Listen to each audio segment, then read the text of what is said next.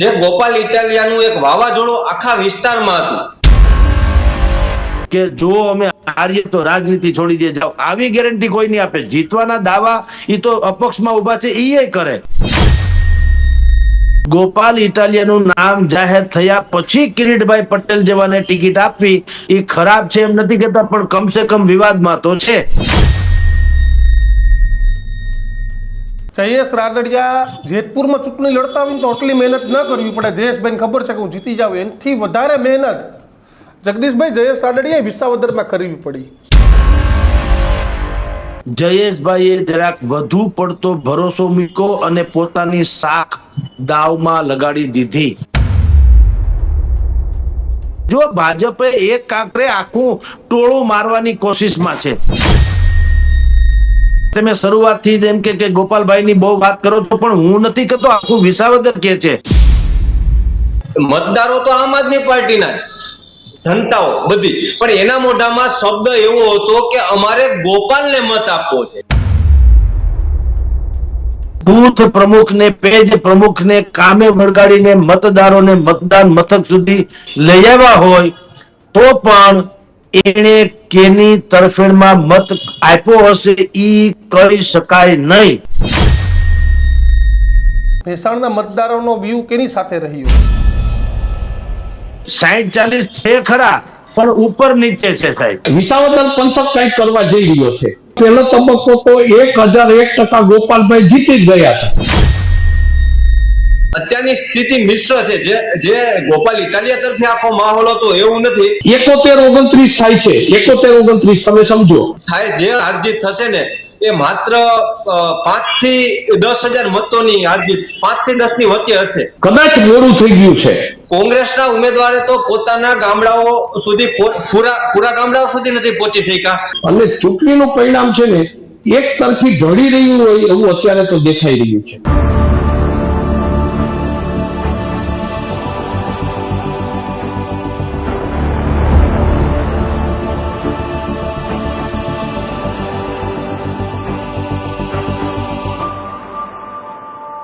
વિસાવદર અને કડીમાં શાંતિપૂર્ણ માહોલ વચ્ચે મતદાન પૂરું થયું. નાની મોટી રકઝકો થઈ, આરોપ પ્રત્યારોપ લાગ્યા, પણ આ તમામની વચ્ચે શાંતિપૂર્ણ માહોલ વચ્ચે મતદાન છે તે આજે પૂરું થયું. તમામના ભાવિ ઈવીએમમાં સેલ થઈ ગયા. વિસાવદરની સૌથી મોટી ચર્ચા એટલા માટે રહી કે વિસાવદર જીતવા માટે ભાજપ હોય કે આમ આદમી પાર્ટી, જો કે કોંગ્રેસે પણ છેલ્લે જોર લગાડ્યું, પણ કોંગ્રેસનું જોર એ લેવલનું ન દેખાયું કે વિસાવદરમાં ભાજપ અને આમ આદમી પાર્ટી લડતી હતી. આરોપ પ્રત્યારોપ, જીતના દાવા, આ તમામ વચ્ચે હવે ગોપાલ ઇટાલિયાનું ભાવિ, કિરીટ પટેલનું ભાવિ, નીતિન રાણપરિયાનું ભાવિ, આ તમામના ભાવિ ઈવીએમમાં સીલ થઈ ગયા છે. આ એક બેઠક એવી હતી કે આ બેઠકથી કોઈ હાર જીતનું પરિણામ નહીં. કદાચ આ બેઠક વિસાવદરમાં ભાજપ જીતી જાય તો સરકાર છે રહેવાની છે, એમાં કંઈ નવું નથી થવાનું. અને કદાચ હારી જાય તો ભાજપની સરકાર જતી નથી રહેવાની. ગોપાલ ઇટાલિયા કદાચ આ બેઠક ઉપરથી જીતી જાય તો રાજ્યમાં આમ આદમી પાર્ટીની સરકાર બની નથી જવાની. પણ વાવ બેઠક ઉપર જે રીતે ઉત્તર ગુજરાતનો ટ્રેન્ડ 2027 તો દેખાતો હતો, ભલે વાવમાં ભાજપ જીતી ગઈ, પરંતુ કોંગ્રેસે એ રીતે ફાઇટ આપી કે 27માં ભાજપ એવું નહીં કહે કે અમે ઉત્તર ગુજરાતમાં વન સાઇડ રહીશું. એ જ રીતે સૌરાષ્ટ્રના ખેડૂતોનો ટ્રેન્ડ કઈ બાજુ રહેવાનો છે તેનું પરિણામ વિસાવદરની જનતાએ આજે ઈવીએમમાં સીલ કરી દીધું છે. 23મીએ ખબર પડશે. પણ વર્ચસ્વની લડાઈ રહી. કોંગ્રેસને પણ ખબર હતી કે આમ આદમી પાર્ટી આ બેઠક ઉપર જીતી જાય તો 2027માં તમામ રીતે જે રીતે 2022નું પરિણામ આવ્યું અને મતોનું ભારે વિભાજન થયું ને 156 સીટ ઉપર ભાજપ જીતી, આવું જ પરિણામ 27માં પણ આવે.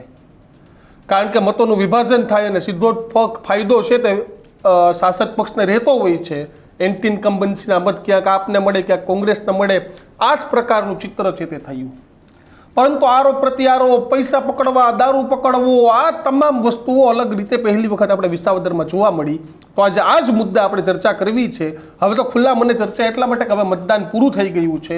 આંકડાઓ ધીમે ધીમે ચૂંટણી પંચ અપડેટ કરી રહ્યા છે, પરંતુ 70-80% વચ્ચેના આંકડાઓની વાર્તા થઈ. પરંતુ હવે ફાઇનલી આંકડા તે ચૂંટણી પંચ આપશે. કારણ કે સાંજે જે રીતે વરસાદ પડ્યો તે વરસાદ જોતા ક્યાંક મતદાન ઓછું થયું હોય તેવા પણ સમાચાર છે.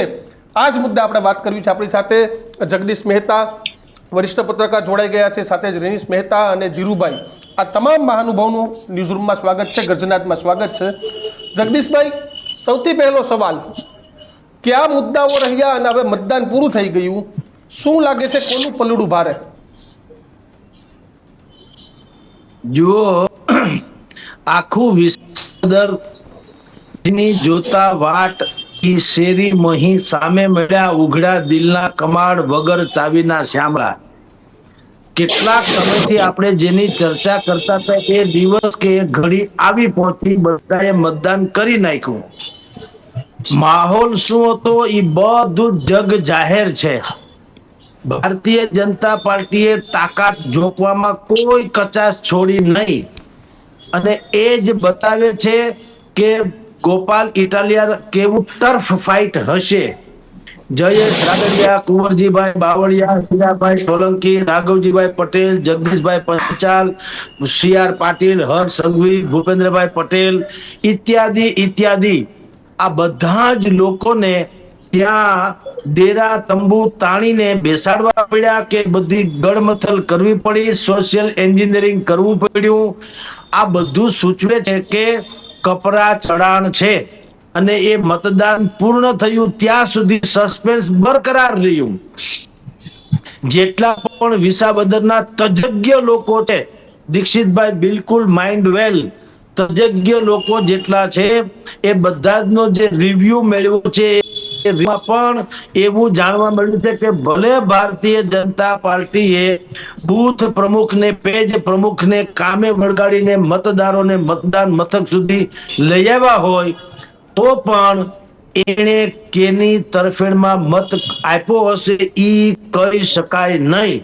આ વિધાન જે તજજ્ઞ લોકોએ કર્યું છે એ ઘણું બધું સૂચક છે. રણનીતિક દ્રષ્ટિએ તમને કહું દીક્ષિતભાઈ, આપણું આંકલન પણ છે અને એ આંકલન આપણું એમનેમ નથી. આપણું આંકલન છે એ વિસાવદર, ભેસાણ અને જુનાગઢ ઇત્યાદિના રાજનૈતિક તજજ્ઞો જે ભાજપ કોંગ્રેસને મૂળિયામાંથી જાણતા હોય એવા લોકો અને બિલકુલ તટસ્થ જે પોતાની ભૂલ હોય તો પણ કબૂલે તેવા એ લોકોના કહેવા અનુસાર જે ભારતીય જનતા પાર્ટીએ રણનીતિક 2-3 ભૂલ કરી, નંબર 1 ભૂલ કરી છે ગોપાલ ઇટાલિયાનું નામ જાહેર થયા પછી કિરીટભાઈ પટેલ જેવાને ટિકિટ આપવી. એ ખરાબ છે એમ નથી કહેતા, પણ કમસે કમ વિવાદમાં તો છે. એટલે જો ખરેખર ખબર તમને ન હોય અને ઊંઘતા ઝડપાઈ જાવ તો જુદી ઘટના છે, પણ તમને ખબર છે કે ગોપાલ ઇટલ 2 મહિનાથી ગાજે છે અને એની લોકપ્રિયતા અને એની કમસે કમ બેદાગ છબી જે છે, તો એની સામે તમે બિલકુલ જેન્યુઅન પર્સન કોઈ પણ વિચાર હોત ભારતીય જનતા પાર્ટીનો જેની ઉપર દાગ ન હોત તો એબ્સોલ્યુટલી એની વિનિંગ પદ્ધતિ જે છે એ શક્યતા ઓર વધી ગઈ હોત. અત્યારે જે આઈસીયુમાં છે ઉમેદવાર એવી સ્થિતિ થઈ ન હોત. બીજું, ત્યાંના જે દિગંત કહી શકાય એવા લોકોની અવગણના અને નવા ફાલ જે કહેવાય ભારતીય જનતા પાર્ટીનો નવો ફાલ એટલે જેની પાસે છેડા અડાડા ઉપર સુધીના છેડા છે અને એ માને છે કે હું પોળો ને બજાર સાંકડી, એવા લોકોને કામ સોંપ્યું. એટલે જે કહી શકાય આ બધા માંધાતાઓ જે છે એ બુદ્ધિપૂર્વક હાંસિયામાં ધકેલાયા છે અને રીસાઈને બેસી ગયા, કાંઈ વાંધો નહીં, કારણ કે એટલા બધા પરિપક્વ છે કે બગાવત ન કરે. બસ આટલો જ ફેર છે. છીછરા હોત તો બગાવત કરત. એ લોકોએ ખમી ખાધું, કારણ એને આ ઊભું કરેલું છે ભારતીય જનતા પાર્ટી. એટલે મતદાન પૂર્ણ થયા પછી પણ આપણે જયારે મિત્રોને પૂછ્યું, લાગતા વળગતાને પૂછ્યું, એને કીધું સ્થિતિમાં કોઈ ફેર પડ્યો નથી. જી દીક્ષિતભાઈ, 50-50, 60-40, 70-30.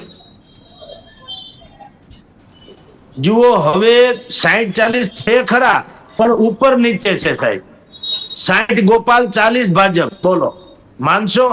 દુનિયા ગમે તેમ કે કોઈને એમ લાગે કે તમે શરૂઆતથી જ એમ કે ગોપાલભાઈની બહુ વાત કરો છો, પણ હું નથી કહેતો, આખું વિસાવદર કે છે. અને પ્રોબ્લેમ અહીંયા પહેલેથી છેલ્લે સુધી આવું જ રહ્યું કે ભારતીય જનતા પાર્ટીને વિસાવદર જોઈએ છે અને વિસાવદરને ગોપાલ. તો હવે એમાં લોકોનો જે ટ્રેન્ડ હોય એમાં પત્રકારે શું કરવાનું હોય? જે હોય એ જ કહેવાય ને. આજે ગુરુવાર છે તો ગુરુવાર જ કહેવો પડે, કાલે શુક્રવાર થાય તો શુક્રવાર કેવો પડે. એનો અર્થ એમ નહીં ગુરુવારમાં ચોટી રહેવું. એવી રીતે ગોપાલ ઇટાલિયામાં જ્યારે શરૂઆતના ફેઝમાં આપણે અનેક વખત તમારી ન્યૂઝ રૂમમાં ચર્ચા થઈ છે ત્યારે 80-20 નો ગાળો હતો, કારણ કે સામે કોઈએ ઉમેદવાર ઉભા હજી જાહેર કર્યા નહોતા. કિરીટભાઈનું જાહેર થયા પછીથી જેમ જેમ બેલેન્સ થતું ગયું કે અપ થતું ગયું ભારતીય જનતા પાર્ટી, આપણે 60-40 સુધી પહોંચ્યા હતા કે ભાઈ 60% ગોપાલ છે, 40% ભારતીય જનતા પાર્ટી છે. આ વાત મેં ભૂતકાળમાં કીધી હતી. આજની સ્થિતિ એ પણ 60-40 છે, પણ વાયસા 60 ગોપાલ 40 ભાજપ. જી દીક્ષિતભાઈ. ધીરુભાઈ, આખી ચૂંટણીમાં એક સૌથી મોટો મુદ્દો રહ્યો તો એ ભૂપત ભાયણી હર્ષદ રીબડિયાનો રહ્યો. હર્ષદ રીબડિયા કોંગ્રેસમાંથી જીતા તો એ ભાજપમાં આવી ગયા, ભૂપત ભાયણી આપમાંથી જીતા તો એ ભાજપમાં આવી ગયા.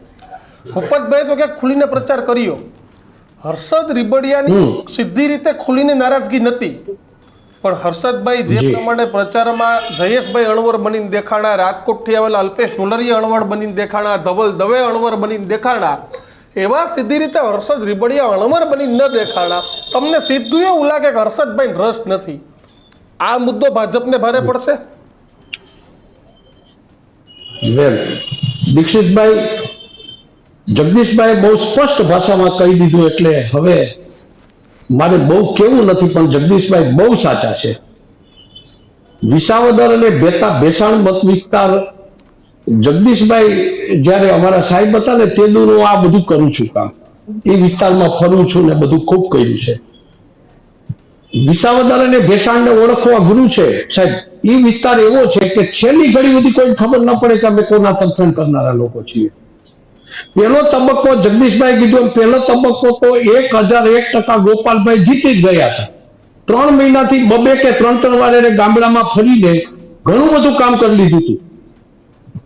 તમે સમજો કે ચૂંટણી બોમ્બ બનાડા પાડીને ઘાકોટા પાડી નથી જીતાતી. ચૂંટણીઓ જીતવા માટે તમારી પાસે વ્યૂહ હોવા જોઈએ, પ્લાનિંગ તમારી પાસે એવા કાર્યકર, પ્લાનિંગ હોવું જોઈએ, તમારી પાસે એવા નેતાઓ હોવા જોઈએ, કાર્યકર હોવા જોઈએ કે છેલ્લી ઘડી સુધી લોકોના સંપર્કમાં રહીને સ્થિતિ ઉપર કાબુ રાખી શકે. મારે સામો પ્રશ્ન ભાજપના નેતાઓને પૂછવાનો છે કે તમારા સૌરક્ષમાં કોઈ એવા જૂના લોકો બચ્યા છે કે જે લોકો એક તાકાતથી કહે કે ભાઈ તમારે આ જ કરવાનું છે તો એ થઈ શકે? નથી. એક છાપાએ સર્વે કર્યો હતો જગદીશભાઈ, 71-29 થાય છે. 71-29 તમે સમજો, 71-29. આજે 2 દિવસ પહેલા જ આ સર્વે આવ્યો છે. મારે એ કહેવાનું છે કે અત્યારે આરસી ફળદુ સાહેબ, આરસી ફળદુ ખુદ વિસાવદરમાં નાના કાર્યકરને વાહો થાબડીને કહે છે કે ભાઈ હવે તમે ગામડે જાઓ. એક માણસને વાહો થાબડીને કામ કરવા માટે પ્રોત્સાહિત કરે છે. કદાચ મોડું થઈ ગયું છે, કદાચ, પણ મારે કહેવું પડશે કે વિસાવદરની ચૂંટણીનું પરિણામ બહુ લાંબા ગાળાની અસરો કરશે ગુજરાતના અને સૌરાષ્ટ્રના રાજકારણમાં. જગદીશભાઈ, આપ તો રાજકીય નિરીક્ષક તરીકે અથવા તો પત્રકાર તરીકે ખૂબ માહેર છો, આપ બરાબર સમજી ગયા છો. જી ભાઈ. રેનીશ, ભેસાણ એવો એક વિસ્તાર છે કે ભલે વિસાવદરમાં માહોલ બનતા હોય, પરંતુ ભેસાણના મતદારોનો બીજું કઈ બાજુ રહેશે? એક સાથો મતદાનનો ટ્રેન્ડ રહ્યો કે ટ્રેન્ડ બદલાણો? ક્યાંક ગોપાલ ઇટાલિયા, ક્યાંક નીતિન રાણપરિયા કે ક્યાંક કિરીટ પટેલ, કે પછી ટ્રેન્ડ એક સરખો રહેશે? જ્યારે સૌથી પહેલા આમ આદમી પાર્ટીના ઉમેદવાર ગોપાલભાઈ ઇટાલિયાની જાહેરાત થઈ ચૂકી હતી, ત્યારે તેમને એક્ઝેક્ટ 60 દિવસનો વધારાનો જે પ્રચાર કરવાનો જે સમય મળ્યો હતો, એ સમય ભાજપના કે કોંગ્રેસના ઉમેદવારને નથી મળ્યો. જે અગાઉનો જે સમય હતો 60 દિવસનો, એ 60 દિવસ દરમિયાન જે રીતે ગોપાલભાઈ ઇટાલિયા ગામડે સુધી, ઘર સુધી પહોંચવામાં સફળ બન્યા. એને પોતાની આખી એક ઇમેજ અને લોકપ્રિયતા ખૂબ સારી રીતે પ્રાપ્ત કરી લીધી હતી. એ પછી 60 દિવસ પછી જ્યારે ભાજપના અને કોંગ્રેસના ઉમેદવાર જાહેર થયા, તો ભાજપ અને કોંગ્રેસના ઉમેદવારને પ્રચાર કરવા માટેનો સમય ખૂબ ઓછો મળ્યો છે. અને આખા ચૂંટણી દરમિયાન ગોપાલભાઈએ 2 વખત આખા મત વિસ્તારના ગામડા સુધી 2 વખત પ્રવાસ કરી લીધો છે. એ પછી પોતે વધારાની જે મીટિંગો જે કરવાની હોય છે એ પણ એને સમય રહ્યો છે. પણ ભાજપના ઉમેદવારને માત્ર એક જ વખત તે આખો પ્રચાર કરવા માટે ગામડા સુધી પહોંચી થઈ ગયા છે. કોંગ્રેસના ઉમેદવારે તો પોતાના ગામડાઓ સુધી પૂરા ગામડાઓ સુધી નથી પહોંચી શક્યા. એમ ગોપાલભાઈને જે પ્રચાર કરવા માટેનો જે સમય વધારાનો મળ્યો છે ને એને ફાયદારૂપ સાબિત થઈ શકે એવું મને લાગે છે. પછી જ્યારે ભાજપના ભેસાણના મતદારોનો વ્યૂ કેની સાથે રહ્યો છેલ્લે સુધી? હું તમને એ જ કહું છું કે જ્યારે જે શરૂઆતના સમયમાં જે ગોપાલ ઇટાલિયાનું એક વાવાઝોડું આખા વિસ્તારમાં હતું, હું અહીંયા નજીકથી જોતો હતો કે કહેવાય ને કે આખો વિસ્તાર ગોપાલ ઇટાલિયા, આમ આદમી પાર્ટી નહીં, ગોપાલ ઇટાલિયાને ઓળખતો હતો. અમારે 2022 ની જયારે વિધાનસભાની ચૂંટણી હતી ત્યારે અહીંયા એક શબ્દ લોકોમાં થતો હતો, સાવરણો મતદારોમાં. મહેતા સાહેબ, લોકો એવું બોલતા હતા કે અમારે સાવેણાને મત આપવો છે. આ વખતે મતદારો તો આમ આદમી પાર્ટીના જનતાઓ બધી, પણ એના મોઢામાં શબ્દ એવો હતો કે અમારે ગોપાલને મત આપવો છે. એટલા માટે એ જે ગોપાલ જે આખા વિસ્તારમાં થતું હતું એ પછી જ્યારે ભાજપના ઉમેદવાર ડિક્લેર થયા અને કોંગ્રેસના થયા, તો કોંગ્રેસ તો એની પાસે કોઈ કાર્યકરોનું માળખું આ વિસ્તારમાં હવે છે જ નહીં, એટલે એ પોતાની કોઈ શક્તિ કે તાકાત બતાવી ન શક્યા. પણ ભાજપની પાસે જે માઇક્રો પ્લાનિંગ છે, કાર્યકરોની ફોજ છે, એ ગોપાલ ઇટાલિયાના પ્રચાર ઉપર હાવી બની ગઈ. એટલે આખું વાતાવરણ કહેવાય ને કે આમ મિશ્ર, અત્યારની સ્થિતિ મિશ્ર છે. જે ગોપાલ ઇટાલિયા તરફે આખો માહોલ હતો એવું નથી, પણ કાર્યકરો ગામડે સુધી પહોંચી શક્યા. જેમ આપણે મહેતા સાહેબે વાત કરી જગદીશભાઈ, કે એને આખી અહીંયા ફોજ ઉતારી દીધી હતી ભાજપની. અમે તો ક્યારે અમારા મતદારો તો એવા નેતાઓને જે ટીવી ઉપર જે નેતાઓ જોવા મળતા હતા એ નેતાઓને સામે જોઈને તો આમ આશ્ચર્યચકિત થઈ ગયા હતા. મંત્રીઓ ખાટલે બેસીને વાતો કરે, જે મંત્રીઓ તમને સચિવાલયની ચેમ્બરની અંદર પણ ન મળી શકે, આમ જનતા સામાન્ય માણસો એ મંત્રીઓ સામે ગ્રામ્ય પંથકના ખેડૂતોના, નાના માણસોના ફળિયાઓમાં બેઠા જોવા મળતા હતા, એવા દ્રશ્યો હતા. એટલે કે એ આખી ફોજ જે ઉતારી હતી ને એ આખું વાતાવરણ ભાજપ તરફથી કવર કરવા માટે સફળ રહી. જે હમણાં રેશિયો વાત કરી જગદીશભાઈ, કે જે રેશિયો 40-60 નો 40 નો જે રેશિયો પહોંચ્યો એ મારી દ્રષ્ટિએ કહેવાય ને અત્યારે કટોકટી જેવું છે. 40 નહીં પણ એ લોકો ભાજપ છે ને અત્યારે કસમકસની લડાઈ છે. મહેતા સાહેબ અહીંયા કહી ન શકીએ, ટૂંકમાં બહુ કટોકટી જેવું વાતાવરણ છે. હારજીત થાય, જે હારજીત થશે ને એ માત્ર 5 થી 10,000 મતોની હારજીત, 5 થી 10 ની વચ્ચે હશે, એનાથી વધારે હારજીત નહીં. જગદીશભાઈ, ચર્ચામાં એક નામ ખૂબ રહ્યું, આ નામ છે જયેશ રાદડિયા. જયેશ રાદડિયા જેતપુરમાં ચૂંટણી લડતા હોય ને તો આટલી મહેનત ન કરવી પડે. જયેશભાઈને ખબર છે કે હું જીતી જાઉં, એનાથી વધારે મહેનત જગદીશભાઈ જયેશ રાદડિયાએ વિસાવદરમાં કરવી પડી. જયેશ રાદડિયાને પણ ખબર હતી કે આ પોતાના વર્ચસ્વ માટેની લડાઈ છે, કારણ કે જો વિસાવદર જીતવાથી જયેશભાઈને મંત્રીમંડળમાં સ્થાન મળે કે ન મળે એ વાતમાં કોઈ માનતા નથી, કારણ કે મળવાનું છે તો હારશે તોય મળશે. પણ જયેશ રાદડિયાએ પોતાના વર્ચસ્વ માટે જબરજસ્ત મહેનત કરી. દીક્ષિતભાઈ, જેટલા વિસાવદર પંથક અને જુનાગઢ પંથકના શ્રેષ્ઠતમ રાજનીતિજ્ઞો જે છે એ લોકો પણ કહી રહ્યા છે બિલકુલ સુસ્પષ્ટ શબ્દોમાં, જયેશભાઈએ જરાક વધુ પડતો ભરોસો મૂક્યો અને પોતાની શાખ દાવમાં લગાડી દીધી. યસ, કિરીટભાઈ સામે કોઈ બીજો વ્યક્તિગત આપણો વાંધો ન હોઈ શકે ને હોય નહીં, છે નહીં. પણ દીક્ષિતભાઈ, જ્યારે તમારી સામે ગોપાલ ઇટાલિયા છે તો તમારે મટીરિયલ કમસે કમ એવું તો રાખવું જોઈએ જેની ઓરેટરી સારી હોય, જેના કપડા ઉપર કોઈ દાગ ન હોય, જે આરએસએસ કે ભાજપને સમર્પિત હોય અને એ કાસ્ટિઝમને પણ ફોલો કરતા હોય, જે કાસ્ટિઝમની 1,30,000 પાટીદારો છે. પણ બેદાગ હોય, જેમ ભાઈ નીતિનભાઈ રાણપરા છે, કોંગ્રેસના ભલે ચિત્રમાં આમ નથી, દૂધ દહીં જેવું છે એનું કામકાજ, પણ નીતિનભાઈ જેમ હમણાં ભાઈ રેનીશભાઈએ કીધું ને અને ધીરુભાઈએ કીધું, વાત સાચી જ છે. ગોપાલ લડે છે આમ આદમી પાર્ટી નહીં, એમ જયેશભાઈ લડે છે કિરીટભાઈ નહીં, એવી રીતે નીતિનભાઈ રાણપરા લડે છે કોંગ્રેસ નહીં. કારણ કે વ્યક્તિગત ઇમેજના આધારે નીતિનભાઈને જેટલા મત મળવા હોય એટલા મળે. જયેશભાઈ તમને અત્યારે જે વિશેષ કરીને જોવા મળે છે, જયેશભાઈ અને કિરીટભાઈ ક્લાસમેટ જેવા મિત્રો છે, ક્લાસમેટ, ભણવામાં સાથે હોય ત્યારથી અત્યાર સુધીમાં.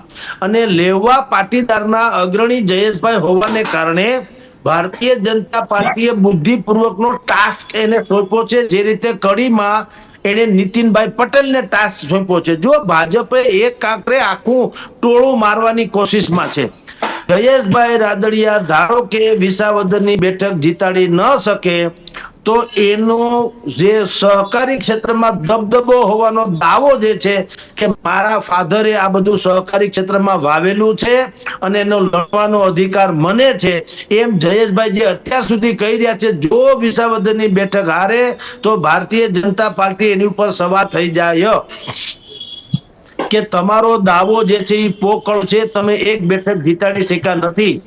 બીજી વાત, સોશિયલ એન્જિનિયરિંગમાં પણ જયેશ રાદડિયા જે છે એ અત્યંત ઉપયોગી થઈ શકે, કારણ કે જામકંડોરણામાં વિઠ્ઠલભાઈ રાદડિયાએ સ્થાપિત જે કન્યા છાત્રાલય છે એમાં વંથલી પંથક, વિસાવદર પંથકની હજારો બેન દીકરીઓ એ બિલકુલ નોમિની ચાર્જમાં, ટોકન રેટમાં ભણેલી છે.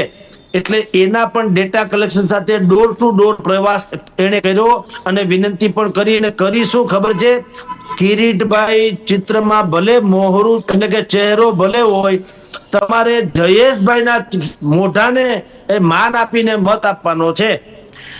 અને કિરીટભાઈએ પોતે ભેસાણની સભામાં કીધું કે હું તો 18 મહિના પૂરતો ધારાસભ્ય રહું, પણ મારી ઈચ્છા ધારાસભ્ય બનવા કરતાંય તે જયેશભાઈને મંત્રી બનાવવાની વિશેષ છે. એટલે આખું ચિત્ર જે છે મોહરું, એ મોહરું કિરીટભાઈ છે અને ચહેરો કિરીટભાઈ છે, મોહરું જયેશભાઈ છે. જયેશભાઈએ 501 જેટલા સમૂહ લગ્ન કર્યા, એમાં 250 થી વધુ કપલ વિસાવદર પંથકના હતા. એટલે એ બધું જે સોશિયલ એન્જિનિયરિંગ કહેવાય, એમાં પણ જયેશભાઈ જેવો બીજો કોઈ તોલ એના તોલે કોઈ ભારતીય જનતા પાર્ટીને મળે તેમ હતો નહીં. સહકારી ક્ષેત્ર, સામાજિક ક્ષેત્ર, રાજકીય ક્ષેત્ર અને જ્ઞાતિગત આ બધું સમીકરણ જોતા જયેશભાઈ રાદડિયા જેવો માણસ ભારતીય જનતા પાર્ટીને મળે નહીં. પણ બુદ્ધિપૂર્વકની વ્યવસ્થા, એક તો એને મોટો બનાવ્યો કહેવાય કે ભાઈ તમે આ જાન જે જાડેરી જોડી છે આપણે કિરીટભાઈની, તમે એના રણી ધણી, પણ જો તમે એ જાન લીલા તોરણે પાછી આવે તો માફ કરજો, તમારા બધા દાવાઓ જે છે એ પોકળ સાબિત થશે. જે રીતે કડીમાં પણ નીતિનભાઈ પટેલ ઉપર દાવ નાખ્યો. એટલે ભાજપ આમાં એક કાંકરે અનેક પક્ષી મારી ગયું છે. મતદાન પૂર્ણ થયું, હમણાં આંકડાબાજી પણ શરૂ થશે, પણ હજી તમને કહું, એક પણ ભારતીય જનતા પાર્ટીનો એવો રાજનીતિજ્ઞ જે બિલકુલ વિસાવદરની ડીએનએ જાણે છે, મતદારોનો ડીએનએ જાણે છે, કોઈ ભારતીય જનતા પાર્ટીનો નેતા છાતી ઠોકીને કહી શકે એમ નથી કે જો અમે હારીએ તો રાજનીતિ છોડી દે જાઓ. આવી ગેરંટી કોઈ નહીં આપે. જીતવાના દાવા એ તો અપક્ષમાં ઉભા છે એ કરે, જેને 200-500 મત મળવાના છે, પણ ગેરંટીથી કોઈ કહી શકતું નથી. એ જે રેનીશભાઈએ કીધું કે ધીરુભાઈએ કીધું એ બિલકુલ સાચી વાત છે, કારણ કે ત્યાં પ્રવાહી સ્થિતિ છે, સેન્સિટિવિટી છે. જી ધીરુભાઈ, દાવા આ તે જયેશભાઈ, આ તમામ મુદ્દાઓ છે જે ચર્ચામાં રહ્યા, પણ મતદાન પૂરું થઈ ગયું, ક્યાંક 60 ચાલી, રેનીશભાઈ કે છે 50-50, પણ જે પ્રમાણે વોટિંગ પેટર્ન દેખાઈ, સુરતથી બધા જ પક્ષો 200 લઈ આવ્યા, ખાસ આપ અને ભાજપ તો સુરતથી પણ 200 ભરીને મતદારો લઈ આવી. આ મતદારો અને એક સોશિયલ મીડિયામાં ઊભો થયેલો હાવ, કારણ કે મેં વાવ વખતે જોયું હતું કે સોશિયલ મીડિયામાં અત્યારે જેમ ગોપાલ ગોપાલ ગોપાલ ગોપાલ ગોપાલ ચાલે છે, ગોપાલ ઇટાલિયા, એમ ગુલાબસિંહ રાજપૂત વન સાઈડ ચાલતું હતું. પરિણામોમાં પણ એવું જ થયું, પરંતુ છેલ્લા 5 રાઉન્ડની પટ્ટીઓ ખુલી અને ગુલાબસિંહ રાજપૂતની હાર થઈને સ્વરૂપજી જીતી ગયા. સોશિયલ મીડિયા ઉપરથી વ્યૂ નક્કી નથી થતો, પણ ગોપાલ ઇટાલિયાએ સોશિયલ મીડિયા જેવો જ વિસાવદરમાં માહોલ બનાવ્યો હતો કે ખાલી એવું નથી, ખેડૂતો ભાજપ સાથે પણ રહ્યા, કોંગ્રેસ સાથે પણ રહ્યા. જી, મારી સામે બંને પત્રકારો છે, જગદીશભાઈ તો બહુ પીઢ રીતે, પણ દીક્ષિતભાઈ એક ઘટના એવી બની છે કે જે એને મને છેલ્લા 35 વર્ષથી 10-12 ચૂંટણીને કવર કરું છું, એમાં એ બધા કરતા એક વિશેષ વાત જગદીશભાઈ સાંભળજો. ભેસાણ પંથકમાં ને વિસાવદર પંથકના કેટલાક મતદાન મથકો ઉપર પેલું 7 વાગે મતદાન મથક ખુલે ને એની પહેલા લોકો ખેડૂતો ત્યાં મતદાન કરવા માટે રાહ જોઈને બેઠા હતા. સર સાંભળો, આ કદાચ સૌરાષ્ટ્રના અને ગુજરાતની ચૂંટણી વ્યવસ્થામાં મને સૌથી ઇમ્પ્રેસ કરે એવો મુદ્દો છે આ. અને કદાચ કાલના છાપાઓમાં તમે જોજો આ બધી હેડલાઈન અથવા તો ક્યાંક એની નોંધ થશે. કદાચ વિસાવદર ચમત્કાર કરે છે, ભેસાણ ચમત્કાર કરે છે, હું માની ગયો છું ચમત્કાર કરે છે. ચૂંટણીનું મતદાન પૂરું થઈ ગયું છું ત્યારે કહું છું. પણ મેં આ પ્રકારનો ઉત્સાહ જોયો છે ને એ ઉત્સાહ મને લોકશાહી તરફ એક વધુ શ્રદ્ધા વ્યક્ત કરવા માટેનું એક મને અનેરી તાકાત આપે છે. આટલા વર્ષો પછી તમે સાહેબ ચૂંટણીનું પેલું તમારો મતદાનનો દરવાજો ખુલે એની પહેલા તમે ચૂંટણી માટે રાહ જોઈને બેઠા હો ને. આપણે આપણા દીકરાના દીકરીઓના લગ્ન હોય ત્યારે આપણે મહિના પહેલા તૈયારી કરતા હોય, આપણે ત્યાં જાન આવે ત્યારે વરરાજાને પોખતા હોય ને સાહેબ, એ પ્રમાણે જ્યારે લોકશાહીને પોખતા મતદારો વિસાવદરના અને ભેસાણના છે ને એને માટે મારે આ મતદારોને વંદન કરવા પડે. જગદીશભાઈ, આ એક મહત્વનો મુદ્દો છે. અને તમે જે કીધું ને એમ ઘણા બધા જૂના કાર્યકરોને, જગદીશભાઈ તો કાઠિયાવાડના છે અમારા, ને પેલા મતદાતાઓને બરાબર અમે લોકો તો દીક્ષિતભાઈ, અમે લોકો જયારે મતદાન કરવા માટે લોકો લાઈનમાં ઉભા હોય અને પૂછતા હોય ને ત્યારે બોડી લેંગ્વેજ ઉપરથી કહી દે કે આ કોનો મતદાર છે. એટલી હદે અમે લોકોએ રિપોર્ટિંગ કર્યા છે આ કાઠિયાવાડમાં. એટલે કહું છું કે કંઈક વિસાવદર પંથક કંઈક કરવા જઈ રહ્યો છે.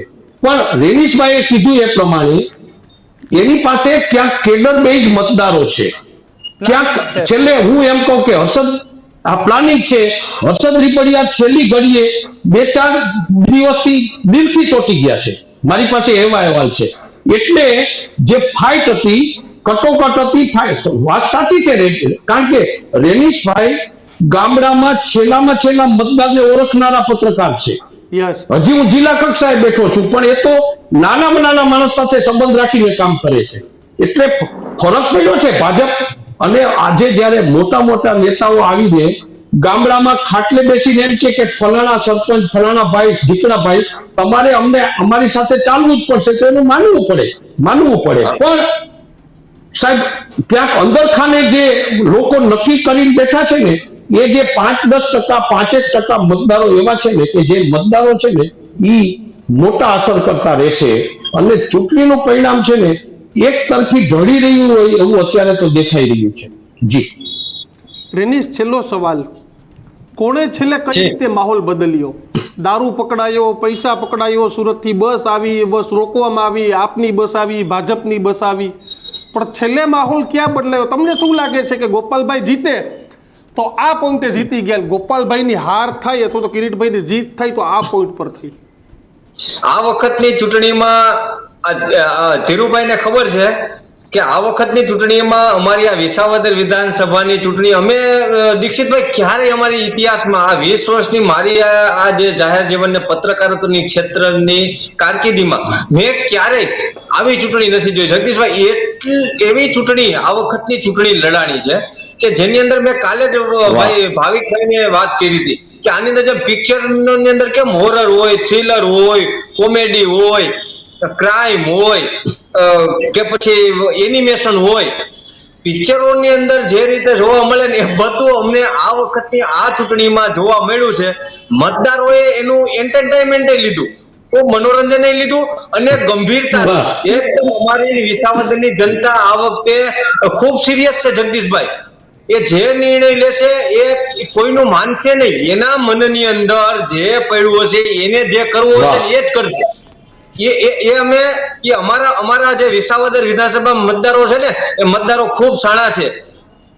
ધીરુભાઈને ખબર છે, એ બધી અમારા નજીક છે એટલે ખબર હોય. અમારા વિસાવદર વિધાનસભાના મતદારો છે ને એ કદાચ અહીંયા કોઈ પણ સ્થિતિ કોઈ પણ આવીને કહી જાય અને માની લેવું નથી. એને જે ધાર્યું હશે, એને જે કરવું હશે એ જ કરશે.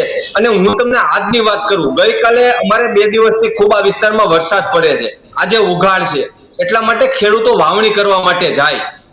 પણ આજે ખેડૂતો વાવણી કરવા માટે નથી ગયા, મતદાન કરવા માટે ગયા છે. એટલે તમે વિચારો કે કેટલી જાગૃત છે અમારી પ્રજા.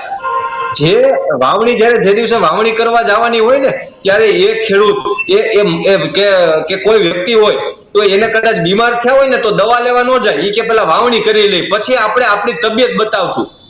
પણ આ વખતે એ લોકો વાવણી કરવા માટે નથી ગયા. આજે મતદારોની ખૂબ લાઈનો બૂથ ઉપર, મને મારી આ ઇતિહાસમાં આવું મેં પહેલી વખત જોયું છે કે એટલી મોટી લાઈનો હોય, એટલી લાઈનો આજે લાગેલી હતી અને મતદાન પણ ખૂબ મતદારોએ ઉત્સાહપૂર્વક અને જનૂનપૂર્વક કરેલું છે. પણ હવે પ્રજાએ કઈ તરફી જે આજે મેં જોયું સ્થળ ઉપર જ્યારે હું હતો બૂથ ઉપર, મેં ઘણા બૂથોની મુલાકાતો લીધી. મતદાનનો મિશ્ર થતું હતું જગદીશભાઈ, એક તરફી મતદાન નથી, મતદાન મિશ્ર મતદાનનો આખો માહોલ છે. ભાજપ અને આમ આદમી તરફીનો જુવાળ મને બૂથ ઉપર લાગ્યો છે. કદાચ થોડો ઘણો આમ તેમ થાય ફેરફાર, પણ હતો રસાકસી જેવો માહોલ અત્યારે દેખાય છે આ વિસ્તારમાં. બિલકુલ માહોલ આમ આદમી પણ પ્લાનિંગ ભાજપ કરી શકે. ધીરુભાઈ, દીક્ષિતભાઈ, એક સ્લોગન હતું, ખેડૂત છે ને પેલા વાવણી કરવા જાય પછી બાકીનું કામ કરે. ભાઈ રેલીસે કીધું એ પ્રમાણે ખેડૂત પેલા વાવણી કરે, કારણ કે એના ડીએનએ માં છે, ખેતી છે ને એની અંદર બ્લડમાં ઉતરી ગઈ છે. પેલા વાવણી કરે, પછી એના મમ્મી બીમાર હોય તો એના મમ્મીને પછી દવાખાને લઈ જાય. પણ આ વખતે ત્યાં સ્લોગન છે, પેલા મતદાન પછી વાવણી. પેલા અમે મતદાન કરશું પછી વાવવા જાઉં. આપ વિચારો આ માહોલ છે ને, આ માહોલ સાહેબ, આ વિસાવદરની ચૂંટણી તો સાહેબ આખા ગુજરાતમાં કઈક નવી દિશા આપે એવું મને દેખાય છે. નવી દિશા આપશે, કઈક નવી દિશા આપે એવું દેખાય. જાગૃતતા હોવી જ જોઈએ અને આપણે જાગૃત બનશું. કોઈ પણ હશે, ભાજપ કોંગ્રેસ આપ સત્તામાં કોઈ પણ હશે, આપણે મતદારો જાગૃત રહીશું તો એ લોકોની શાન ઠેકાણ આવશે કે અમારે લોકોના કામ કરવા પડશે, અમારે લોકો સાથે રહેવું પડશે. અમારે પેરિસ જેવા રસ્તા, ભલે કિરીટભાઈ કહેતો હોય કોઈ પણ હવે નથી જોતા, પણ સાદા વાહનો ચાલે એવા રસ્તા તો જોઈએ જ છે કે જે આજે સૌરાષ્ટ્રમાં ઘણા વિસ્તારમાં નથી. હકીકત છે, કિરીટભાઈ સ્વીકારી લીધું.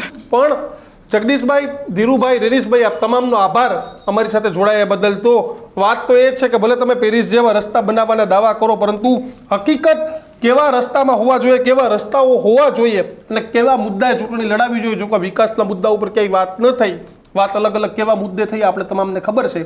તમને વિસાવદરની ચૂંટણીને લઈને શું લાગે છે, વિસાવદરના પરિણામને લઈને તમને શું લાગે છે તે કોમેન્ટ બોક્સમાં જણાવજો. અને બધું આવા જ ગર્જના જોવા માટે જોતા રહો ન્યૂઝ રૂમ. મને આપશો રજા. નમસ્કાર.